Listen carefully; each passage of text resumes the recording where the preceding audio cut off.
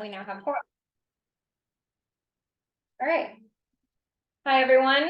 Welcome to the December meeting of CB11's Environment, Open Space and Parks Committee. My name is Jessica Elliott and I'm the chair of the committee. This meeting is called to order at 6:45 p.m. Tonight, we are joined by Khalid Nixon, the staff liaison to our committee. In order to conduct an efficient meeting, let's observe a few ground rules. No one may speak until granted the floor. CB11 members, if you have a question about board business or wish to make a motion, please raise your hand and wait to be recognized. Members should not engage in a back and forth discussion. The chair will recognize the next person to speak.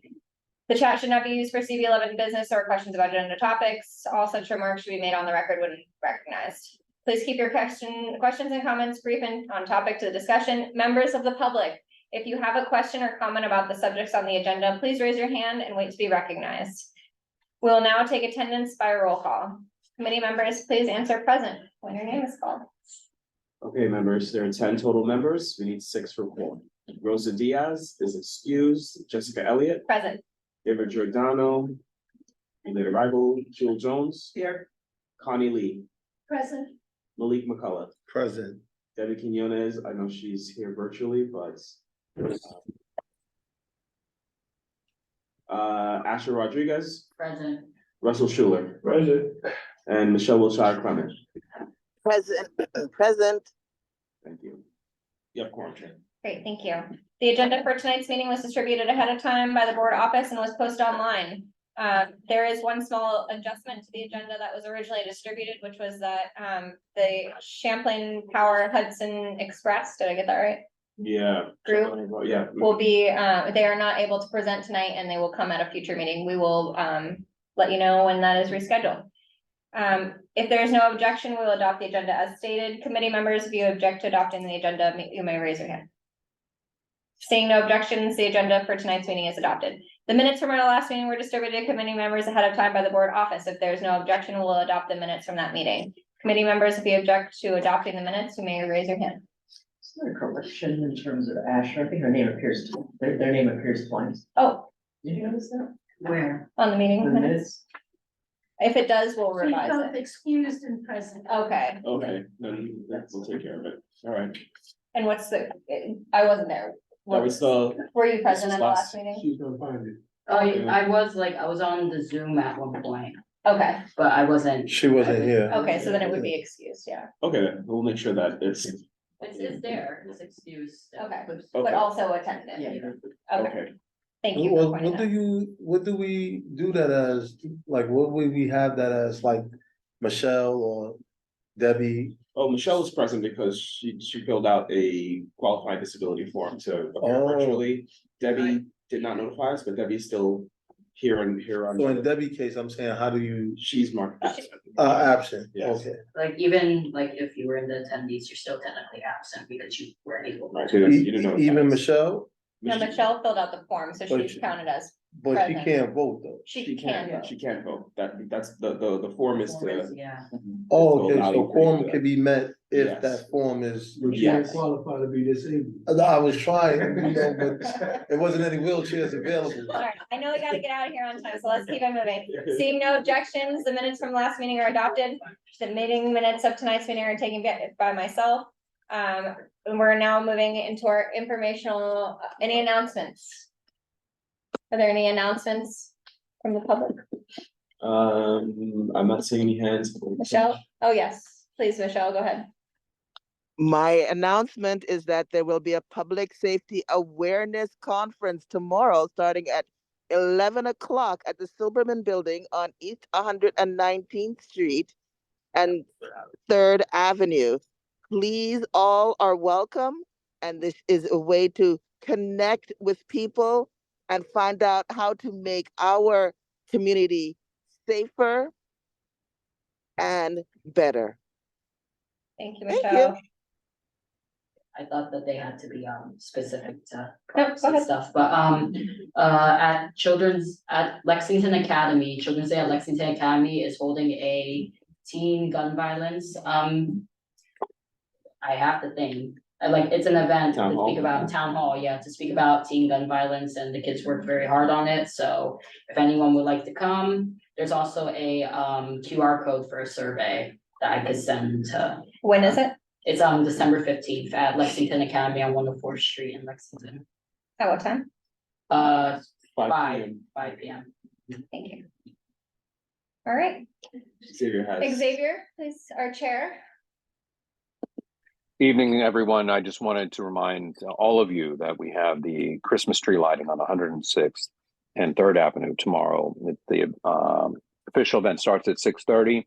However, any board members who wish to be part of it and show solidarity, we've been asked by Aurora Flores to be there around 6 o'clock. So, but the event will kick off shortly thereafter, but close to 6:30. Thank you. Where On is it? six. That one. 106th and 3rd Avenue by Ponce Bank. Is it still happening because it's raining tomorrow or? If there is a cancellation, we'll be notified, but it's a 60% chance of rain, and according to the forecast I last checked, it's sporadic. So we'll just play it by ear, and if a notification needs to go out, we'll make sure we'll send it to the full board email blast. All right. All right, thank you everyone for your announcements. We will now move on to our informational updates. Do we have any city agency partners who would like to give an informational update for us today? Parks, sanitation, DEP. David Williams. Going once. David, can you hear us, David? Yes, I'm here. Hi. Hey, David, thank you for joining. All right, I was trying to, I don't know, I guess my camera's not working right. I'm trying to log in.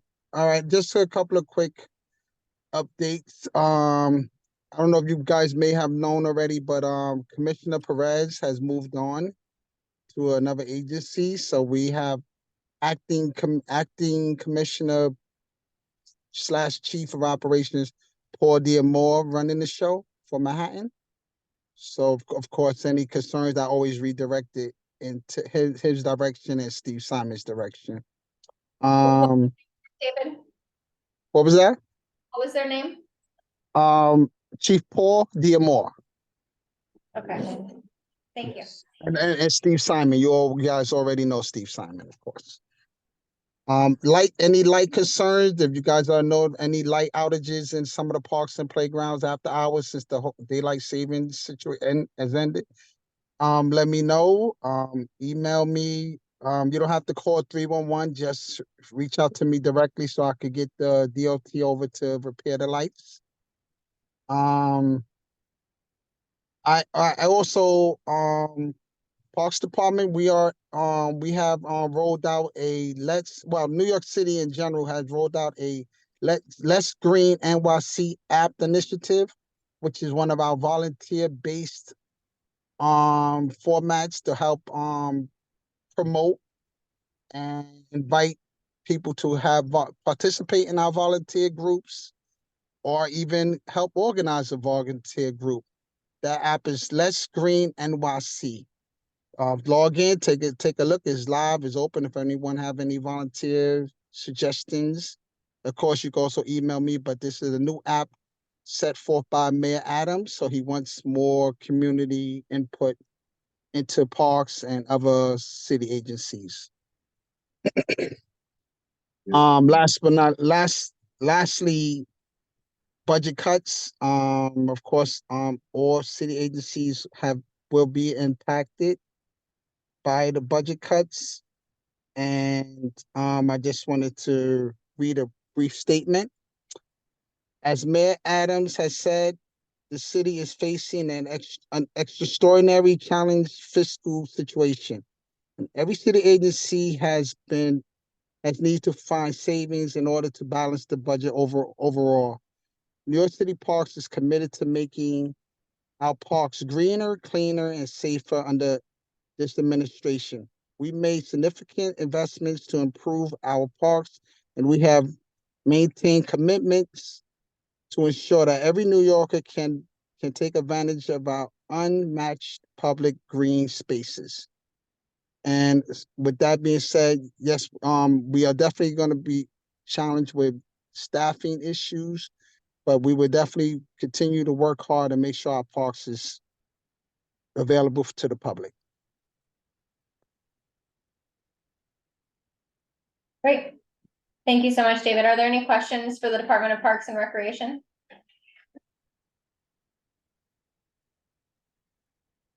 All right. Thank you, David. Okay, I also have one more question. I need, so our New York plumbers, our Parks Department plumbers, they need access to Magic Garden so they could winterize it, and I don't have that person's contact information. And they've been trying to get in there since Thanksgiving to winterize that location. Anyone has a contact information for that, please? Yeah, send it. Yeah, yeah, we'll, We'll I'll shoot you an contact- email, David. Does that work? Excellent. That's fine. Sounds good. Thank you very much. Okay. Can you send it to me just in case? Yeah, Go ahead. I would also highlight the work that this committee has done in terms of visiting the parks. And maybe that should be a highlight presented to the mayor, how this community board and committee went around to every playground and parks in the district. And I think it would be important to maybe look at some of those things that were identified as needs as we're talking about parks. But again, I think it's really highlighted the diligent work that this committee did in doing that, and recognize the chair and vice chair. Yes. Thank you. Absolutely. And thank you, David, and your team for joining us for a lot of that. And I think we've been pleased to see, like, I've seen on Facebook that the cherry tree playground horses are being repainted and things. So there's small scale and large scale impacts coming from all of that work. So, and we will continue to do it. And I'm aware of the light situation at Cherry Tree as well. I have a service in to get those lights working, hopefully sooner. Perfect. Yeah, just approve a letter of support for them as well. Yes, So- yeah, and David, just to let you know, thank you, Joel. We did approve a letter of support for the New Yorkers for parks to increase the city budget to 1%. For the parks of the 1% of the city of budget for parks. So wanted you to be aware of that. Excellent. Excellent. Thank you very much. Thank you. Thank you. All right, is anyone here from the Department of Sanitation or the Department of Environmental Protection? No? Well, Maurizziani is away Okay. as well, and not seeing anyone from DEP. Okay, great. Well, we'll move on. Are there any parks advocacy groups who would like to give an informational update? Please raise your hand. David? Hi, Jessica. How you doing? Good, how are you doing? Good. So I'll be real quick. I know you guys have a large agenda. Just want to give you some quick updates for Randall's Island. This is the last weekend of the Circus Vasquez that if you've driven on the FDR, you've seen on the right behind Icon Stadium. Their last show is Monday. As of tomorrow, all the grass fields for the season are closed. They'll reopen on March 17th. Permit applications through New York City Parks for renewals for athletics for spring and summer are open.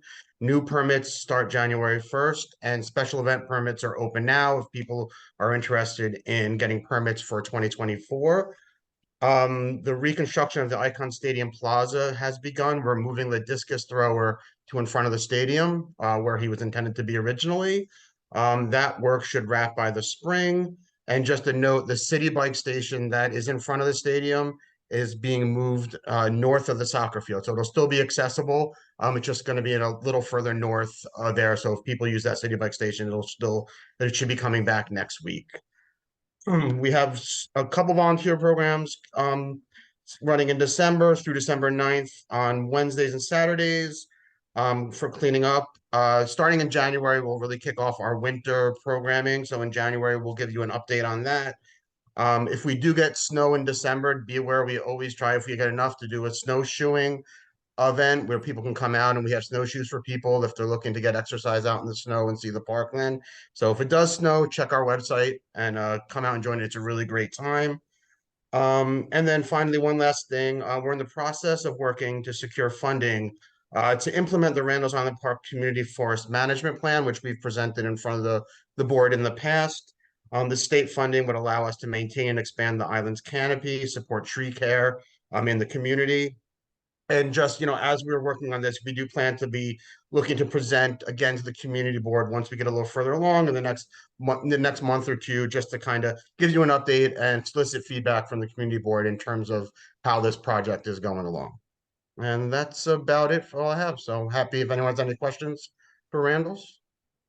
Thank you, David. I appreciate your attendance. I just had a quick question. I know, I Yep. think it was at the last meeting, there was a discussion about the circus and tickets for the community. Was that able to make I happen or? don't, they're there such a short period of time. I don't know. I know they have online discounts. I don't think they put together any sort of like specifically targeted community discount.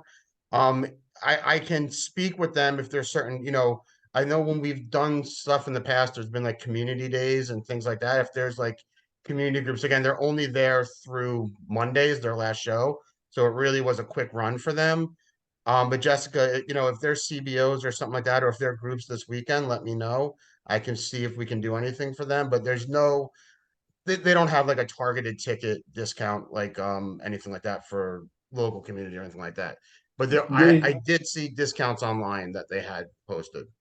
Go ahead, Lauren. I just had a, is there anything in place so that when people do come to, try to do things at, Randall's Island, that you already implement as far as, oh, we need to allocate or do such and such for the community or, and. I mean, a lot of already the, Place, a lot of these are like, so this was like a parks revenue, TUA issued. So they're fairly standard language. I know we have worked with you guys and with groups in the past. I think when we had Luminosity, they were there for like the whole winter season. We brought you out, brought in groups out.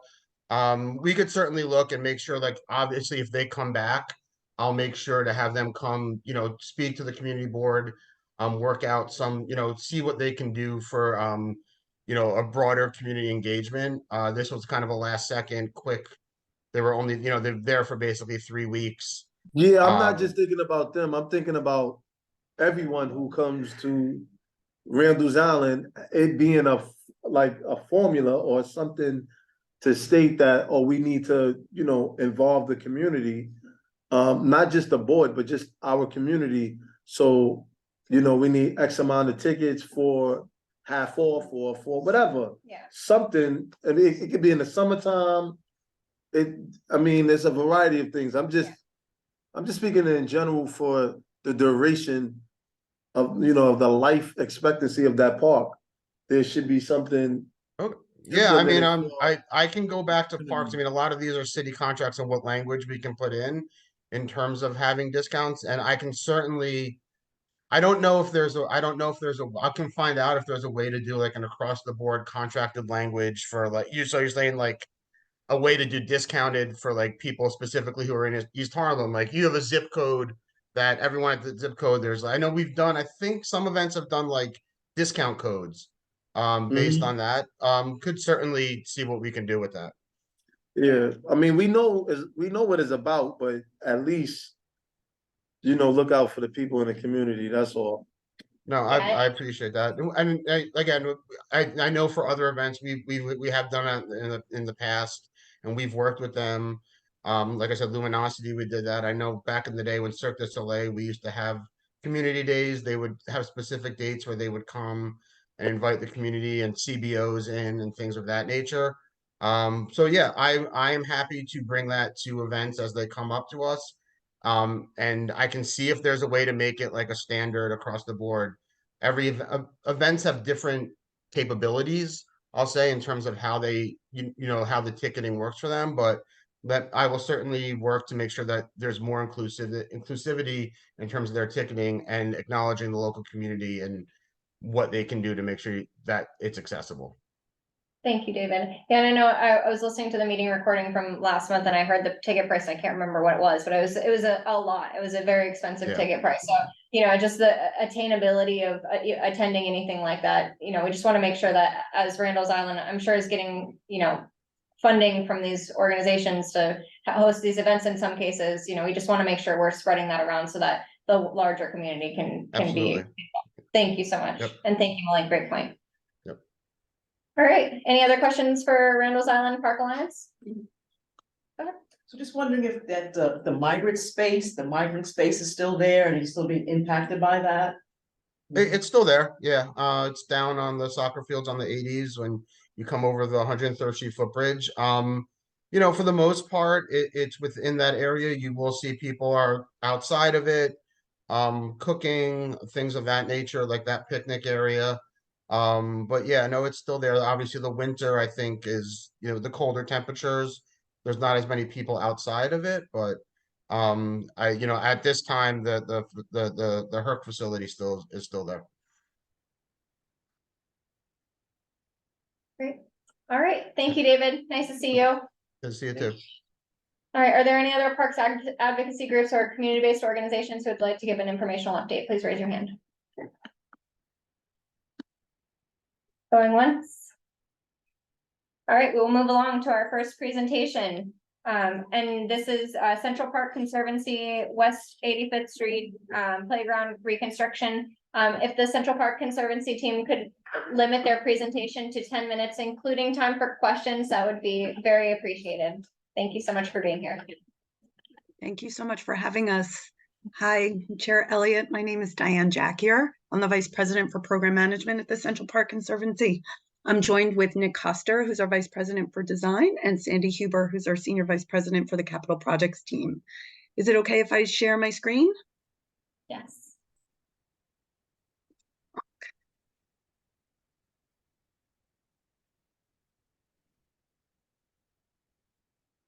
Is everyone? Yes. Everyone's able to see. Okay, great, great.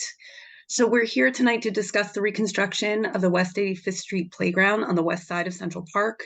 I'm quickly going to go through the project location, goals, and history of the site, and then hand it over to Nick to go through the details of the design. So as you may know, and as the name suggests, the West 85th Street Playground is located on the west side of the park, just south of the West 86th Street transverse. West 85th Street is one of the 21 playgrounds primarily built in the 1920s and 30s during the Robert Moses era that ring the perimeter of the park. This is one of only 3 playgrounds that hasn't been reconstructed in several decades. In 2011, the Conservancy created a framework for rebuilding the playgrounds called Plan for Play, which is our guidepost when we reconstruct our playgrounds.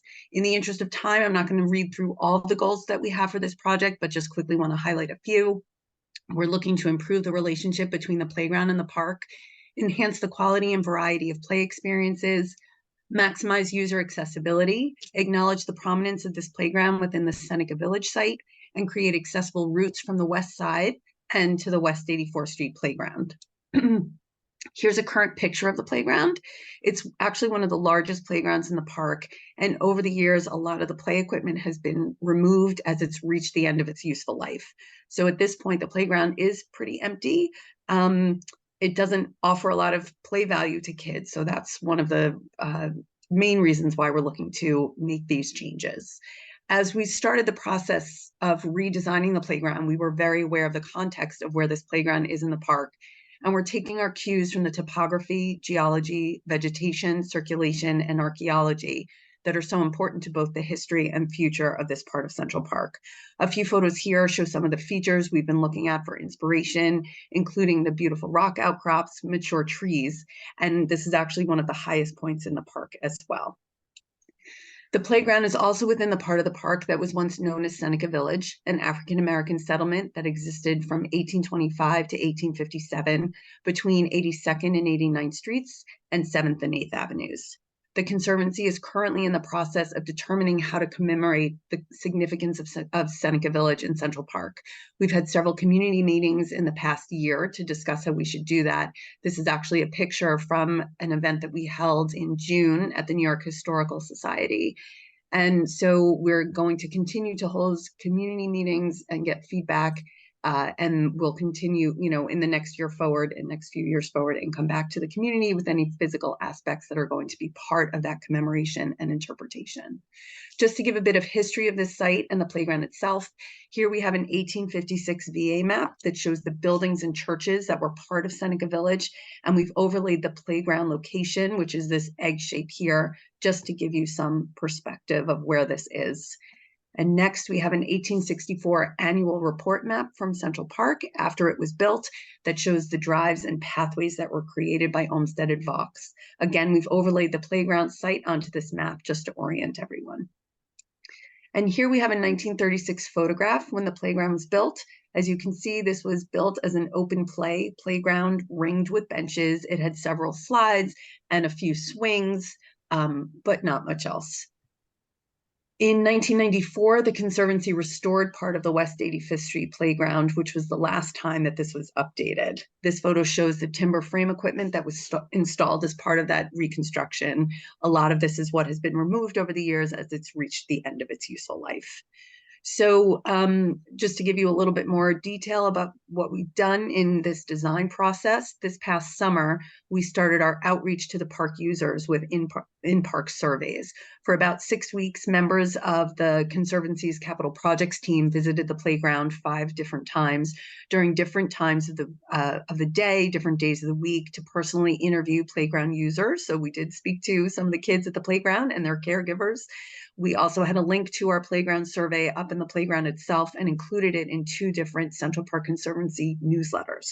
Overall, we heard from more than 30 different users. All of this provided us with great feedback from the people who use the playground and has shaped the design that we're going to show you tonight.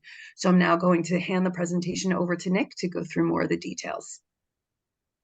Great, thanks, Diane. If you go to the next slide, so we'll quickly go through some existing conditions and then move right into the design. So we just wanted to point out with this slide that there are 2 paths that are going to be reconstructed as part of this project. They're too steep for being labeled as accessible, so that we'll be rebuilding those. Next. Wanted to show you a few images of those. This is the first taken from Central Park West. Next, please. The second is a view highlighting the crossing at 85th Street from the Toll Family Playground. This has a very similar condition. Next.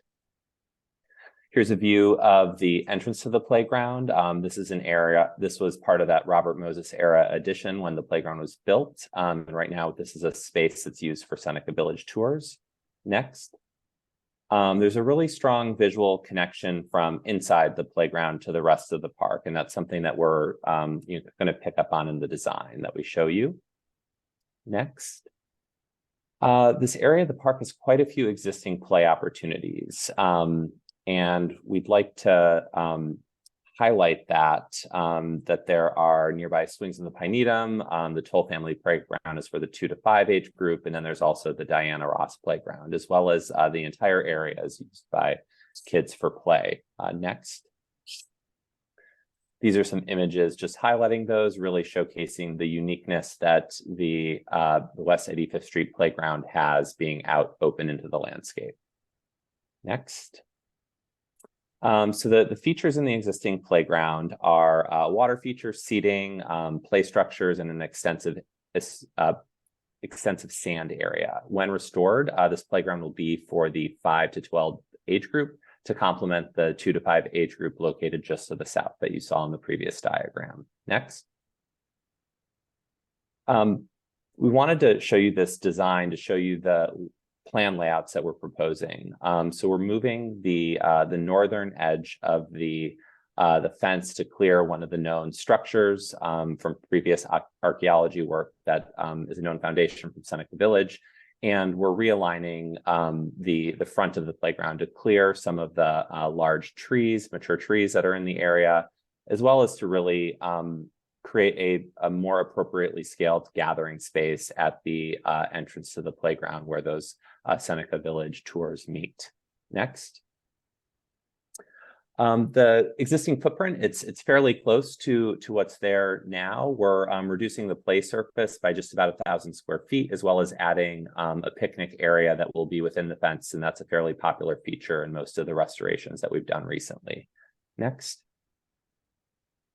So the program within the playground itself will have a large area dedicated to a climber play structure, a water feature, tire swings, bucket swings, the picnic area, as well as a variety of seating types. The fence will also be going down to 4 feet high from 7 feet high. Next. This is the character of the play structures. We're still working on designing them, but we want them to be evocative of the large mature trees in the area. Next. This is a playground that we have recently restored up at East 96th Street. Just to give you an idea of the wood aesthetic, it's a aesthetic that the Conservancy has used in a lot of the recent restorations. Next. The swings will also be able to take on that character. Next. And finally, the water feature. We want to use boulders and rocks as part of this to really tie into the nature of the site itself. And so I'll now conclude and leave it on a plan and look forward to hearing your questions and comments. Thank you so much, Diane and Nick. We appreciate your presentation. Are there any questions from the committee? Michelle. I have a few questions. Thank you for your presentation. I have been to that park and I'm just curious, you didn't mention anything about a bathroom, a restroom, as well as is the sand going to be completely eliminated from any part of the playground? Yes, so to your questions, oh, sorry. Are you still speaking? Go ahead. I was going to say, we'll be eliminating the sand from this playground due to the age group. Some of the comments we had received during the surveys, as well as just sort of thinking about appropriateness for the 5 to 12 age group, with the goal of having more play structures within the space. And what about the bathroom? The bathroom? And then the bathroom, we will not be adding a bathroom. Sandy, you had spoken to this last time. Did you want to? Yeah, we know that restrooms in the park are always an important element, and we're not able to add a restroom at this area, but we are restoring. If you'll recall, we came a few months ago for the Delacorte restroom and the Great Hill restroom, which are not too far away from this playground. They'll be going into construction this spring and summer. So those will be amenities that will be nearby for park users. Great. How far? You said, It's extremely far to get a 2-year or 5-year-old from. We'll let them answer the question. How far is the bathroom away from this playground? So the Delacorte restroom is right in front of the public theater, which the entrance is at 79th Street, which yes, it is a little, I completely, I get that with children, it is a little further to go further south to the restroom. And then there's also then the Great Hill, which is a little further north and west of there for the facilities. So I mean, yes, I completely get, where we can, we add restrooms. We did add just new restrooms in the southern end of the park at the Chess and Checkers building. That's at about, what is that, like in the high 60s? It's kind of mid-park where the dairy is also located. So where we can, we always are trying to get creative to add restrooms, but it's not always feasible. Loud and clear. Yep, we'll continue to advocate for bathrooms, but of course, we understand that Central Park has a lot of bathrooms, and I think that, we're looking for bathrooms primarily in our neighborhood area, but it's important across the board. Yep. Last question, we gotta move along. You had said that you had gone to the park 5 days, different times, and you'd interviewed about 30 people. I'm curious, the parks are usually also utilized by different schools. Were any of the schools in the area that utilized that particular park asked any questions? We didn't specifically reach out to any of the schools. We did, as I said, we interviewed different people, different times of day, different days of the week to capture as many people as we could. And then we had the survey up in the playground for people to participate if they wanted to through a QR code. And then we also sent it through several Conservancy newsletters to try and reach as many people as possible. Great. Thank you, Michelle. Just to clarify, I can't remember off the top of my head, but I know Steve had asked us to expedite this program. Is this letter of support or whatever we're doing here? Acknowledgement, thank you. Is there a deadline that you all are trying to meet for your letter? I apologize. I don't think I asked anyone to expedite things, so I hope I didn't cause any confusion. We are just looking for something from the full board, a resolution from the full board before January 9th. Before January 9th. Okay, so in that case, typically our procedure is that we hear a presentation 1 month and then we vote the next month. This is technically our December meeting. In order to get it done by January 9th, we would need to approve it this month so that it can get approved at the end of the month by full board. Otherwise, it would be, late January that we would be able to provide it. So is a letter of acknowledgement sufficient for your needs? I can check with the Landmarks Commission. I think as long as we have something from you acknowledging that we presented, and if you guys take a vote on something and provide that in that letter, that would be sufficient. Okay, great. Yes, because typically for these Central Park projects, we've been providing a letter of acknowledgement, especially when we're not able to take our process through, the 2-month cycle to do our due diligence for a letter of support. So if there are no further questions, I will entertain a motion. Jewel? Motion to provide a letter of acknowledgement. Great. To this entity. Is there a second? Malik McCullough. All right, a motion was made by Joel Jones for a letter of acknowledgement for the West 85th Street Playground reconstruction. The motion was seconded by Malik McCullough. We'll take a vote. Roll call vote? Oh, can we do all in favor? All in favor? Aye. Any opposed? Any abstentions? The motion carries. Thank you so much, Diane and Nick, for your presentation and your great work, and we look forward to working with you. Thank you. Thanks so much. I played. Yeah. All right, we'll move on to our second presentation, which is our final presentation with NYCHA and grain. Thank you for being here. And if you could just clarify, I know we had some misunderstandings about what it is we're presenting today. I think we originally thought it was going to be the Clinton Cloudburst project. So if you could just explain that as you jump into your presentation. And again, 10 minutes, including questions. Thank you so much. Great. Thank you so much. My name is Adam Benditsky. I'm going to just share my screen. My name is Adam Benditsky, and I am program manager for green infrastructure at NYCHA. And I'm here with Kate Belsky, who is the landscape architect with the Green Collective, and she'll be speaking shortly. Again, yeah, this is the regarding the Clinton Houses Cloudburst project.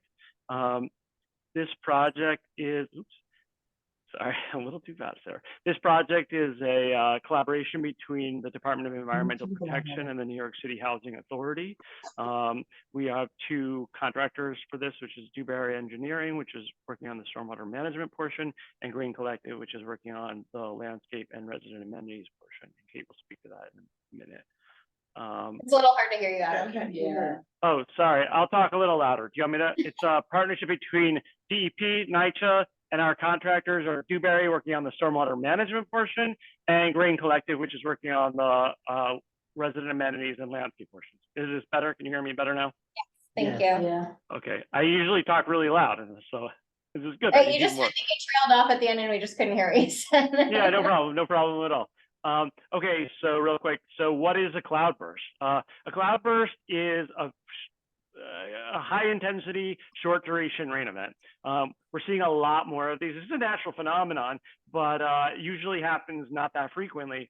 But with the advent of climate change and global warming, we're starting to see a lot more. As you've definitely seen, we had one this year in September 29th. There was a major rain event, and we had a Hurricane Ida. So it's happening very frequently. These are storms that are expected every 25 to 100 years that are happening several times a year. So in order to remediate that, the city at large is working on places to store stormwater so that it doesn't inundate the city and do damage. And so NYCHA is definitely taking the lead on this in many ways. We have several projects. We have 2 projects already, or 1 project already that's going into construction in South Jamaica Houses in South Jamaica, Queens. And this is the second one at the Clinton Houses. And you can just see here some examples. The one on the left is a rendering of what we'll be doing, part of what we'll be doing at the South Jamaica Houses. On the right, you're going to see is that's actually in Rotterdam in the Netherlands. This was sort of where the concept of a water square started. And it's been moving around the world, and we are actively working on that. This is part of the East Harlem resiliency. It's not directly related. It is a separate project from that study, but it is definitely being plugged into that study. This will be part of the work. We are also with Green working on another project at the Jefferson houses. It's a little different, but it's the same idea.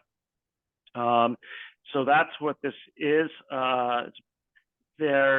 So this is the overview of what we're doing. This is, it's a total of $12 million that we have, which includes $8 million, excuse me, from FEMA, which was a grant that we got. And I want to thank the community board for helping us out with that. You did provide a letter of support, so we really appreciate that. And that did help us to get the money. So thank you so much for your support with that.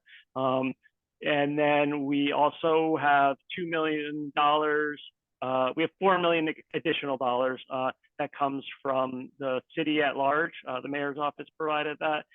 That's for a local match and community amenities. So there's going to be 3 different areas that we're working in specifically. The first one is at the basketball court at 109th Street, and it's not just the basketball court. There's a playground area and then another area next to it, a grassy area. That will be the first area. Kate's going to talk more about that. We have also at 106th Street, there's currently, most people probably don't know this, but it's a half basketball court, but there's actually nothing really there. There's a basketball net and an empty area. And then there's a playground on the other side of it. But that whole area will be used. What we're planning on here is subsurface tanks to hold water. But there will be nothing on the top. Will just be, it's a blank canvas really to do many different things or whatever it is the community wants. And then the bottom is this area at 104th Street, which is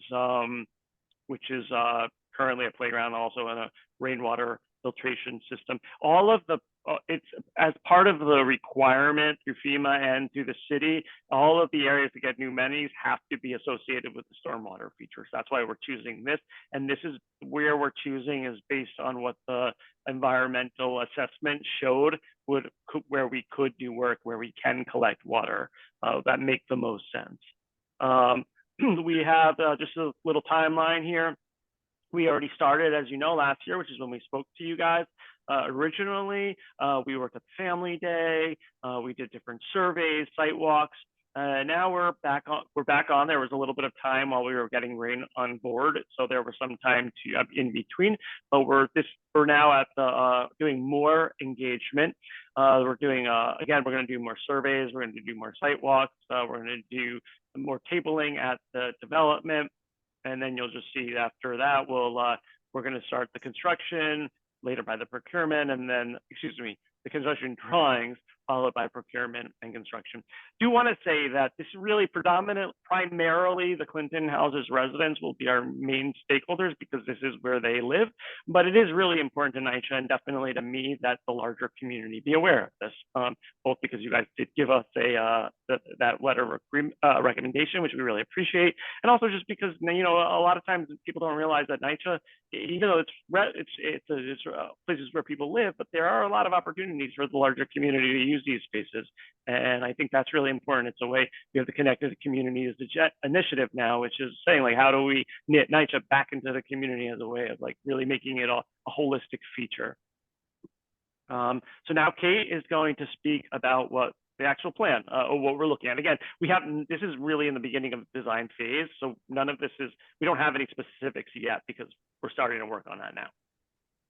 Hi, everyone. I'm Kate. I am the Director of Landscape Architecture at Grain Collective. We are a community engagement and landscape architecture firm. And we've partnered with NYCHA on 3 cloudburst infrastructure projects, one at South Jamaica Houses, the resilient grounds renovation at Jefferson Houses, and now we are working together at Clinton Houses. As Adam said, there's $2 million of funding for amenity upgrades at Clinton. So after, the subsurface infrastructure work is completed, we have $2 million that we are able to apply to the surface to create grounds upgrades for the community. So we are working diligently to engage with the community and have really all of this decision making come from their voices through workshops, tabling, surveys, family days. we're just getting started. So there's 3 sites that are under consideration where the money is going to be split up, and we're equitably splitting the funding between the North and South campus of Clinton, because I'm not sure how familiar you guys are, but there's a little bit of a disconnect. There's like a 3 blocks separating the 2 campuses. So there's a central space in the North Campus that currently has the basketball court. That is going to be the water square. And then there's potential for other amenity upgrades around that. So we are taking feedback from the community now about what those spaces are going to be it a new playground or a dog run, picnic area, adult fitness zone. So we're working through all of those options with the community now. If you want to go to the next slide, Adam. I just want to go quickly because I know we don't have a lot of time. The second site is what Adam mentioned, the half basketball court on 106th Street. And that also, it's a large site that's split into 2, half basketball court and a play area, but it happens to be adjacent to the seniors building on campus. So we're kind of re-envisioning the use for that space to really apply more to the immediate user group. How can we meet the needs of all age groups at Clinton? And again, there's going to be a lot of workshops and opportunities for the Clinton community, but also the greater community to weigh in on this space and what it could be, and envision how that could serve different generations, but primarily address the need for outdoor recreation for the seniors who are immediately adjacent to the space. Next slide. And then there's one other site, and so there is the playground on 104th Street. We're not actually putting infrastructure under the playground, but because of where the green infrastructure is going in the parking lot, that site will be disturbed because of trenching for utilities. So we have an opportunity to, there's a water play area there now. It's not working. We're investigating why it's not working. So we're working with the community to figure out if they want to use the funding that's available for this site to try to restore the water play area, or if they would rather have an expanded playground that meets the greater need of like the diversity of age group of young people who are there and need active recreation, because this site is not far from Central Park, and there are water play opportunities there. And this is actually a really shaded area. And also, you know, the water play is a seasonal element. And so the thought in the community is perhaps we'd rather have a space that we can use year round. So we're going through the decision-making process on that. Again, everything is coming from inside of the community. Ultimately, what is manifest in these space will be from their decision-making process. But we just wanted to come introduce what's happening so that you guys can stay abreast of the progress. So if anyone has any questions, you can ask them now. Great, thank you, Kate, and thank you, Adam. We're really excited to see this project move forward. I know we were really excited to hear about it when we initially gave the letter of support, and have really been advocating for what we've been seeing in the vision plan for resilient East Harlem. So excited for you all and for our community to get something like this, and hope that it's just one of many. Are there any questions or comments? So I know we've been chatting on the side here. Is there anything we'd like to share with the group? No? I was just trying to figure out exactly which playground it was, but no, I know. There's 2 Debbie said there was We one of work them. on the school on the corner. Okay, Ash and I, Lexington Academy, which is part of in the Clinton housing structure. So we were just mapping out like where these things will go. And what's very interesting is the community puts out one of those little plastic blow-up pools and Yeah, fills it with water right down. Oh, really? 100th Street. yeah. And so this might be another, you know, another way to be able to still do that, and the tenants don't have to bring out their own pools. Yeah, It I may, think- you know, that site one, it's, you know, because a big idea is taking down the fence and combining that into one larger area and maybe having it feel more like a small central green, and that would totally accommodate blow up pools and even more community use, you know, to break up that space, have 2 entrances. They got grills Oh, outside. yeah, I see them out there over the summer. They're out there. They have the use it. kids in the sprinkler while they're grilling. They may have a different use than you planning on using it. Hey, it's not my plan. It's coming from the community. I'm just helping to make it a reality. Yeah, I just didn't know that, Clinton houses, that park was considered Clinton, so that's why it was, but I'm guessing you're saying it is I didn't know that though. Yeah, we're learning. My question is in terms of outreach, Nah, I didn't know. It was a Um, church. how is that? Cause you mentioned a little bit of the outreach. Is there posters being put up? I'm not sure if you mentioned that. Posters being put up So- with like a QR code or something? For the survey? Yeah. Well, there's a bunch of,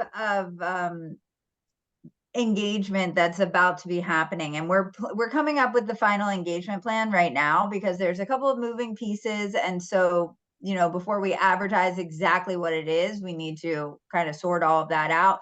But we're working with NYCHA's resident outreach coordinators, and they individually reach out to every tenant at Clinton through phone calls and you know, flyering on people's doorknobs and stuff. And then in addition to that, we create flyers and the neighborhood is flyered, the community center, the parks and things like that to open it up to the greater community. But definitely at least every resident at Clinton houses is individually contacted to make sure that they have the opportunity to engage with whatever type of event is happening. And we always have opportunities for in-person and hybrid, and if you can't come even to a meeting, but you have 10 minutes to fill out a survey in line or on paper, online or in paper.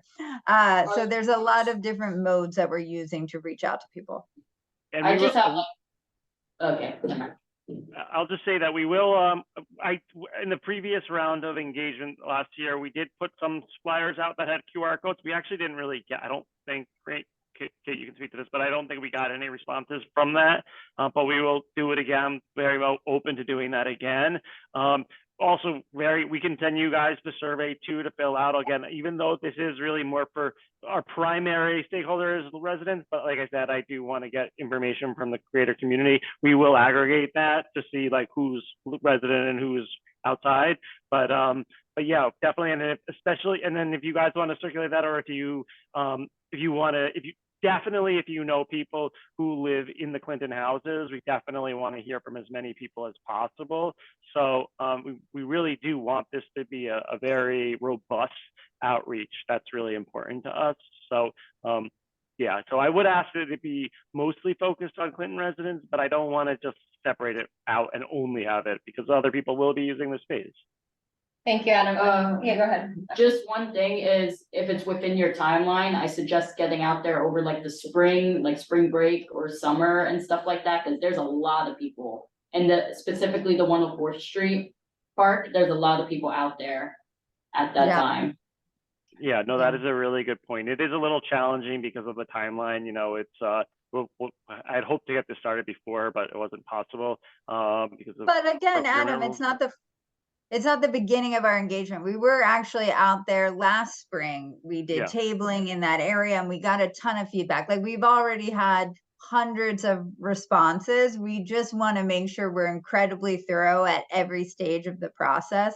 And so that's why we're just like, now we're allowing people to weigh in on the details of the design instead of just the broad scope, which was happening then. And so, yeah, we're going to continue to get out there and reach as many people as we can. And your partnership in that with Adam will share with you all of the materials and the planned meetings would be really great.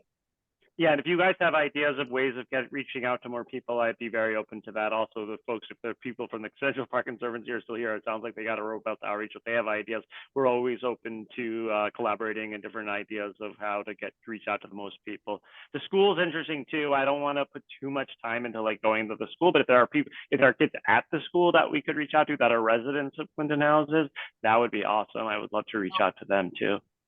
Yeah, if you were to give like a survey or like a QR code to David or I, we work in the school, so we could give it to the families and have them fill it out. Yeah, that would be amazing. And I'd even be willing, if you can get a group of kids from Clinton houses, I'd even be willing to go out there and just talk to them and do something larger with them as well. Again, because of our limited budget, we don't want to just reach out to the whole community.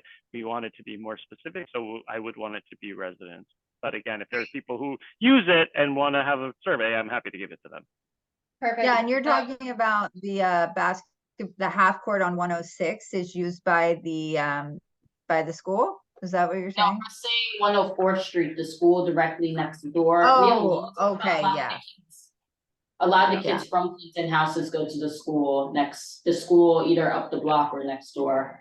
But Yeah, school- that would be great because there's gonna be a playground renovation and the basketball court. And so the more input we can get from the kid users of that space, the better. Yeah. So thank you so much for offering to do that. Yeah. Yeah, what I would also suggest, Jessica that I sent that to? Can I just step, I'm gonna now direct the conversation. If that's okay. I don't want people talking over. David, please go ahead. I would suggest reaching out to Crystal Ray. It's the high school that works right there in the middle of the block. They use it for their gym classes. I see high school students out there daily. So I think they would be important to tap into. Crystal Ray, it's I think it's Catholic. yeah, it's a Catholic school, but it's internship school. So the kids do internships someday and then go to school the other days. But they really use that little half basketball court for their activities. Great. Yeah, I would just say, Adam and Kate, just please send, this presentation if you haven't already and the survey, and we'll connect you with Asher and David to make connections with the school groups around the site. I just have one more question. If you could go back to the timeline page. Sure. I know that there wasn't a whole lot at this time regarding the specific design for each of the sites. So I was just hoping that, ahead of construction documents phase, I know that, you start to finalize design, and at that point it gets pretty difficult to make any changes. So if there could just be a touch point with this committee ahead of that so that we can understand more of what's actually going to be implemented at the sites, I think that would be really great. Absolutely. Definitely do that. Great. So it sounds like maybe June or, does that sound, we break for the summer for months of July and August. Does that sound like it might work for you all? June sounds like a good time. Okay, perfect.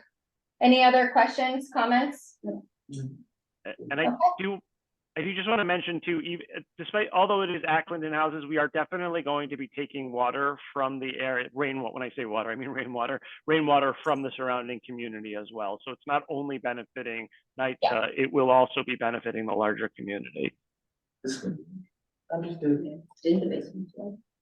Yeah, no, I mean, I think the 106th Street corridor was one of the elements that was recognized in the vision plan as one of the best areas to address flood risk for the community at large. So there's a lot of pockets of low-lying areas and flooding risks. But I wonder also, now that we're talking about it, if you've been in touch with the mayor's office for climate and environmental justice. They're doing a larger effort around the mirror, and it's not close, but it's not far, but it might have some tangential impact.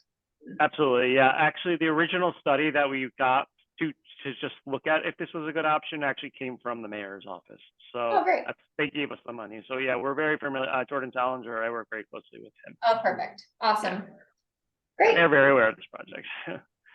Perfect. All right. Well, we're excited to be even more aware of this project and look forward to hearing more about the design in June. And thank you very much for your hard work. And we're looking forward to this project. Awesome. Looking forward to it. Great. So nice meeting you. Nice to meet you as well. Please be in touch if you need anything. Indeed, okay, great. Thank you. Bye. Thank you. All right. We're almost done. So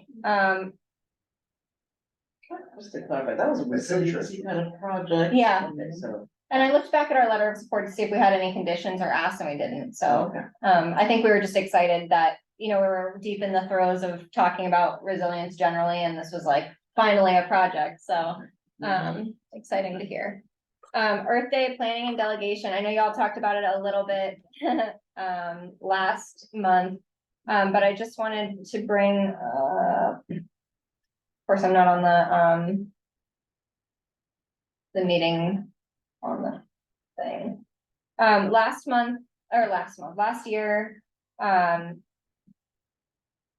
we had sort of like a task list and people signing up for different things. I'm just going to here. Okay.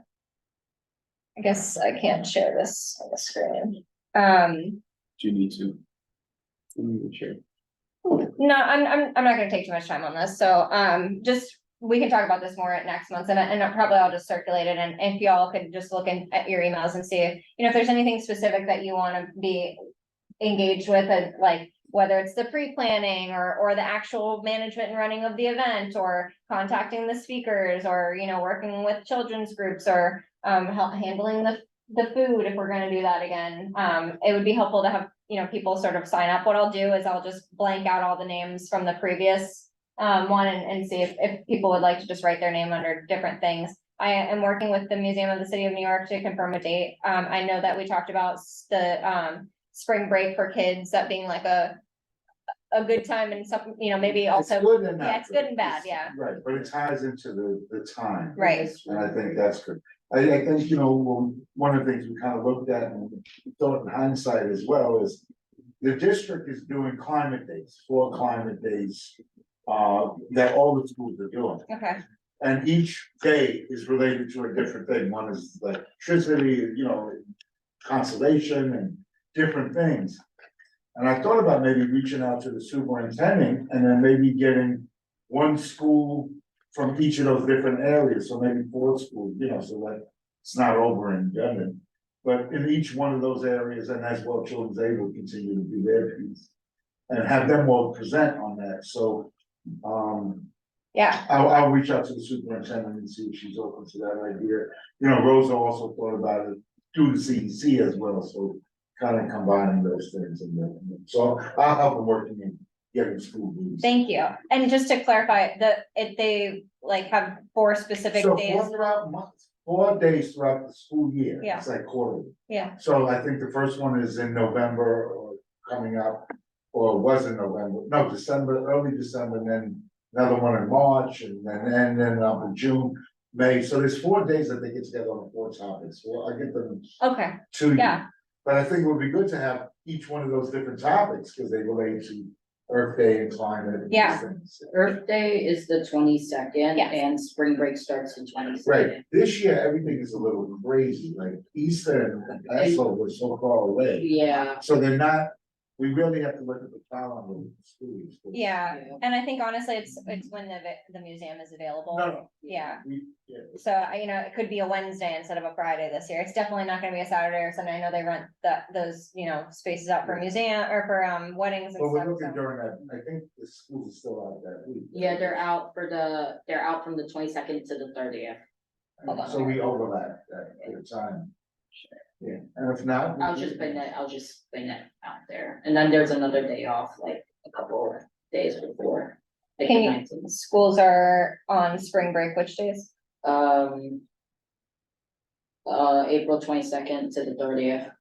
Okay, we clarify, those are the DOE public schools, because if you go to Catholic school, it's a different, Oh, yeah, yeah. It's You know, yeah. different across the board. Each school doesn't have their. and the charters may be their own beast. No, I think the charters sometimes usually follow the same as the DOE spring break. Well, it'd be helpful to know what the topics are from that. I'll get the topics this week. Okay, and I wanted to recognize Debbie, who needs to speak up. Debbie, say what you texted me. Are they? Well, Debbie refused to make Dr. Soldier panelist. Oh, Debbie, can you, unmute her? There she goes. Good evening, everyone. I apologize for not being there in person. One of the things that I had just shared with Jessica was that the theme for Earth Day 2024 is planet versus plastics. So that may be something that we can incorporate into the programming or, the context of presentations. Great. Thank you. You're welcome. Yeah, so maybe we can marry the overall theme with these 4 topic themes. I think just one thing personally, like maybe I have high anxiety problems, but I think when we were at the conference this year, like the kids and I feel like there could be better alignment between what we're presenting and the engagement of the students, because, some of the presentations were, exciting the kids, and others, they're young, they're, probably not paying attention. I think some of the presenters might have been a little bit frustrated, so, how do we marry that? Do we make it specifically a children's event for part and Well, I then? don't know, I could just bring presenters, I Yeah. don't have to bring an audience. Well, Well, there you go. Another solution, because we're still in early, like, not early planning, but like, maybe have a specific like time period that would be like presentations for the kids. Yeah. And then another time period that is just general presentations. Yeah. I think either could work. So I think maybe that's something we think about, like whether the kids just come in as presenters and they watch themselves present, and then after, like, we front load that to a No, I specific want an time. audience, right? Yeah, I know. You don't need the audience. Right. The audience gets lost, the presenters will present. Can I? Well, I'm gonna go to Russell and then Michelle. I actually wasn't here last year for the show, but I was there at the end. Yeah. Why not, from hearing the discussion, why not have the young people, the students, have their own presentations? And then whatever happens afterward educates them with the other presenters, have it as a meaningful gathering. Yeah. So when they come, they know that what they're presenting, and they're supposed to can be prepped for looking at the other presentations for them as a learning experience. That's what we did last year. It was just. It was too long It was for the kids. But what was the message, was the messaging there? Yeah, I think that, there were presenters that got up there and they're like, they just framed their entire presentation directly at the kids, which I think was helpful, but Yeah, yeah, other some went presenters with were it. like Some presenting went to with it, some. right. What I'm saying is this, questions yeah, and oh yeah, all that. Michelle. Sorry, To Michelle. incentivize the young people to learn I something. thought that. I know I kind of coached a few of the people, of the presenters that were gonna go on. I'm like, okay, well, you see your target audience, you see, make it lively. It's at this time of the day.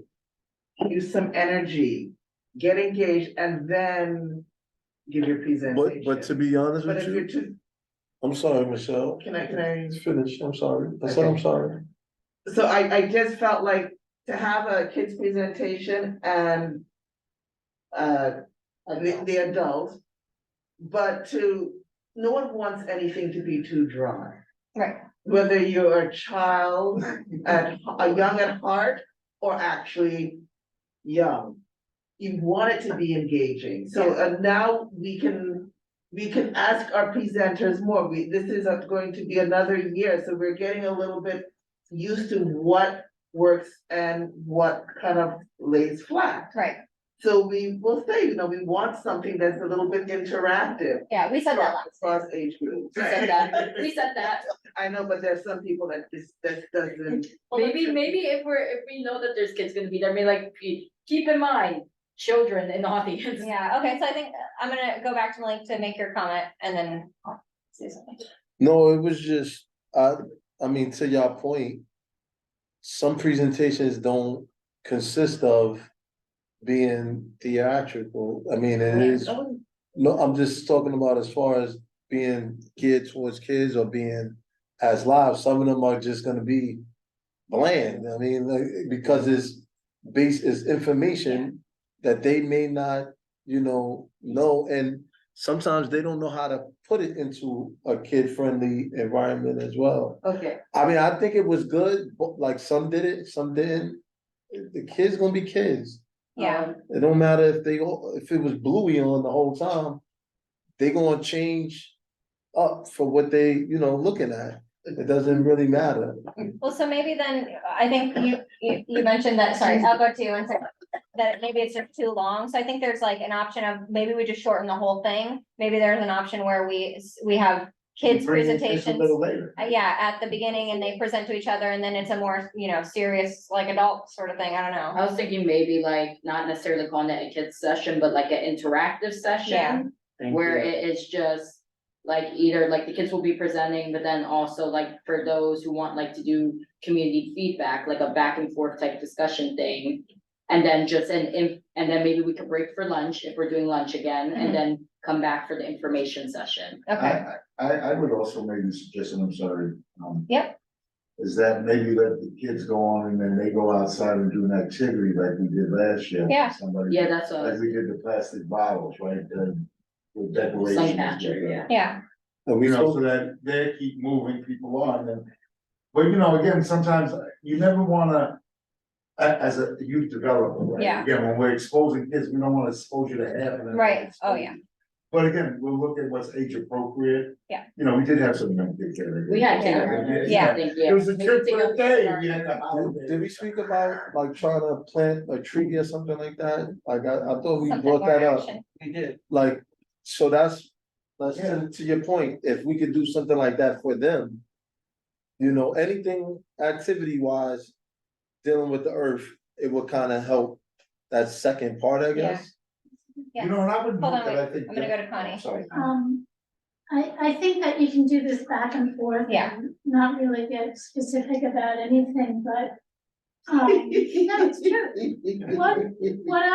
What's not clear to me is what the actual goal of the event is. But I would suggest that the way that people become engaged and involved is not when you basically stand in front of them and give them a presentation. What if you set it up as like a fair and people pick and choose what they want to go to and what they want to see?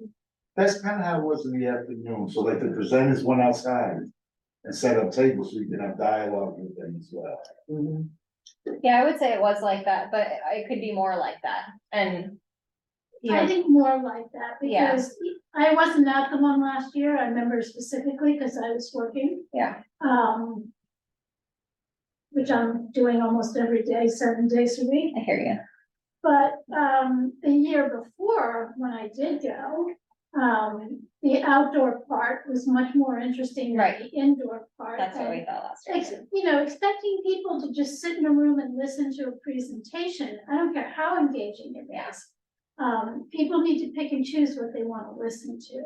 Okay, So if you have people presenting, it can be like, you know, if you tell people from 10 to 1, we're presenting this. yeah, They can show up at 10. If you tell people from 11 to 1, we're presenting, they can show up at 11. Yeah. Let people come and go. what if we just ditched the auditorium entirely, and we just did the entire event on the front porch, and it was like, you know, it's just people boothing the whole time, and people can come and go as they please, but then there's scheduled programming with the kids, and then, you know, with, you know, elected officials or whatever. You know, I think like what Connie's saying, because let's say it rains, so we gotta go Yeah, outside, right? So you could set up like areas, right, where people set up and then they present from their area. And we have a time when maybe blocks of time, so it's not so long. So this half an hour, we'll do these presentations, let everybody mingle, and then come back and do it others, so that it's not stagnated and we're all like this for 3 hours and Yeah. waiting to get outside.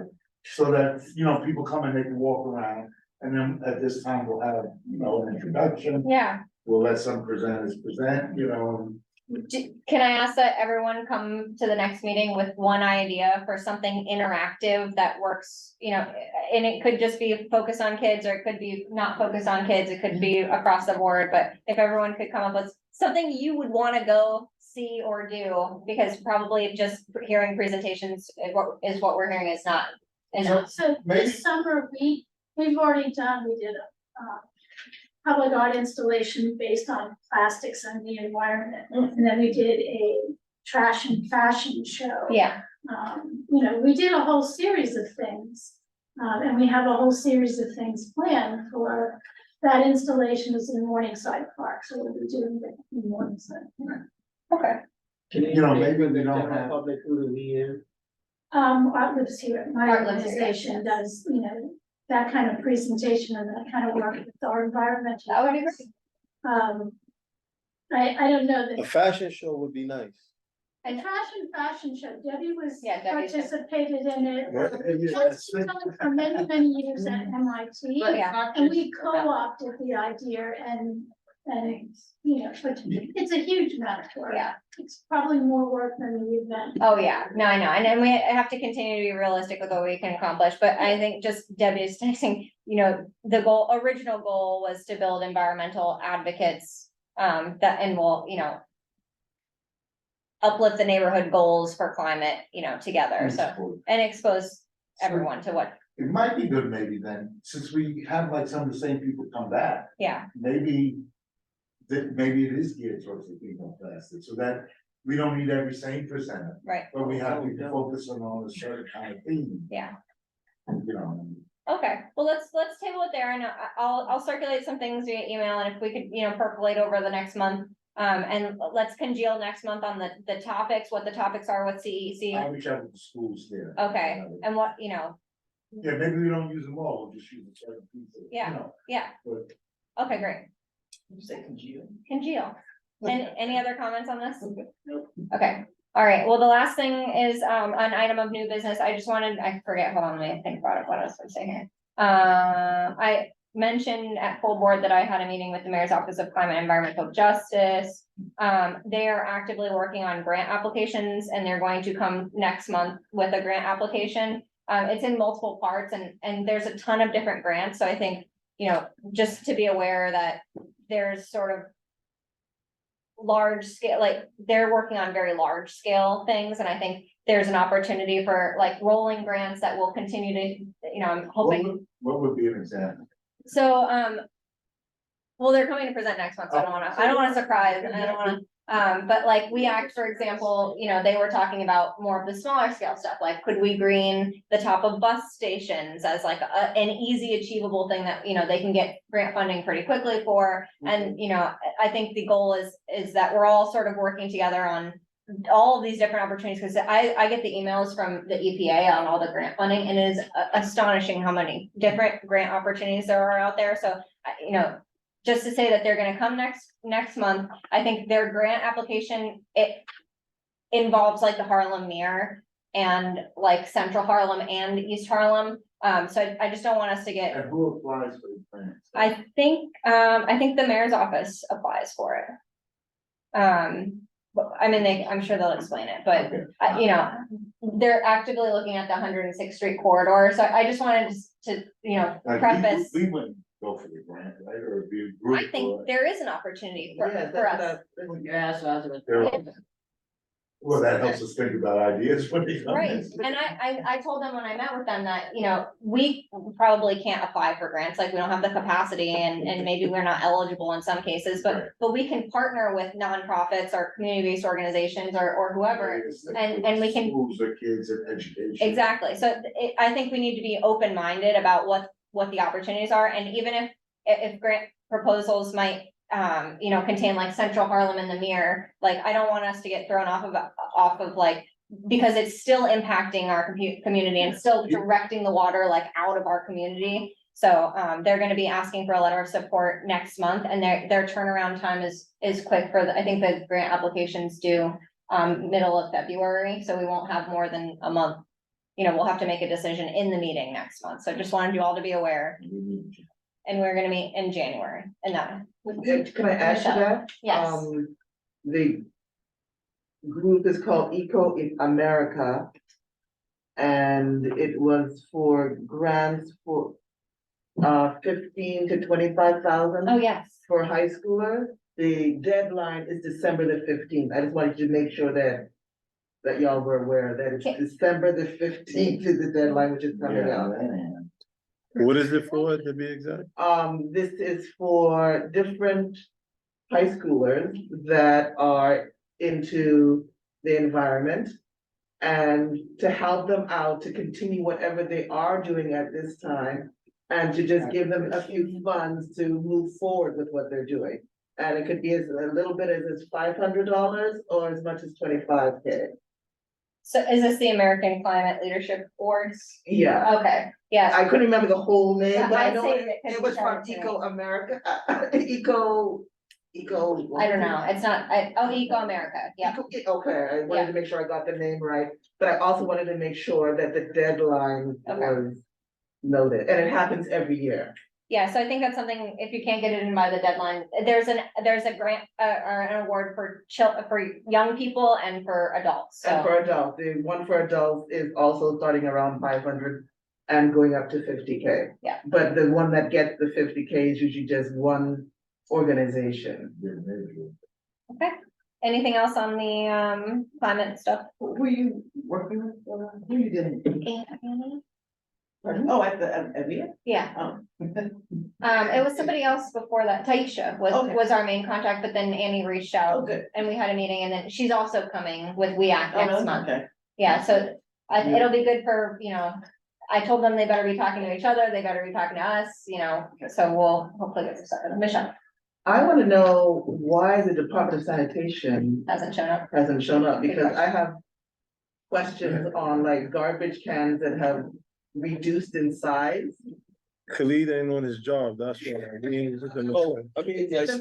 If you have a question, you can always just email the office and then we'll try to get in contact with them, not to wait the whole. I mean, I'm thinking garbage cans is overflowing. You can always just, you can email us anytime and then we'll tell it, because Marissa Yanni is on vacation right now through December. Like the first week of December, so she's out to lunch, but send us an inquiry and then we'll try to talk to maybe Superintendent Stennett and get an answer for you. Yeah, so I think, Or we'll go through our district service cabinet meeting and ask whoever's there, but you can always just contact us throughout the day. yeah, great point, and I just wanted you all to know that I have asked Khalid, and I know that he does ask for DEP and DSNY to regularly attend, and they just, aren't doing It's it. they either do or don't, yeah. Yeah. What's her title? What's her title? Who's the person? Marissa Yanni, she is our district, Liaison? she's our district liaison. That might not be the appropriate title, but yes, I would give her that. Something that came And- forward, because Yes. the question she was scared to death. And- Yeah. That's probably Okay. Marissa Yanni, and we have our superintendent, Bennett, yes, as well. Well, I can imagine it must be a very difficult position to be put in. You're only allowed to say certain things, and we're asking a lot of really intricate questions, so Right. but this one- there's still a responsibility that A, they show up, and B, that they, attempt to answer our questions. Because we really have this thing where we wanted to reduce the amount of rats in the neighborhood, and we had gave all of this. All the commercial units had to put the trash out a certain way. Yeah. And then the public trash cans reduced in half and open and overflowing right beside a commercial. It makes I hear you. absolutely no But sense. Michelle, please formalize your notes to Khalid. We'll pass it along to the SNY, and we'll get it, we'll make sure that we're continuing to follow up with them, but, there is an IBO, the Independent Budget Office, that we asked to do research on DSNY and where they're spending their money and why it's not spent on our garage. They should be contacting us any day. And I asked them to present at our January meeting. I'm starting to think that we have probably too much in January and some of it's gonna need to shift to February, so we'll see how that shakes out, but they will be coming as soon as their research is done and they're very close to finishing. We're gonna add something. No. Okay. Anything else? New business, old business? Old business? I would like to repeat that tomorrow there will be a public Okay, safety okay. awareness conference starting at 11 o'clock at the. All right, well, if we're gonna get there, we better leave. I would like to sleep. All right, can we do roll call?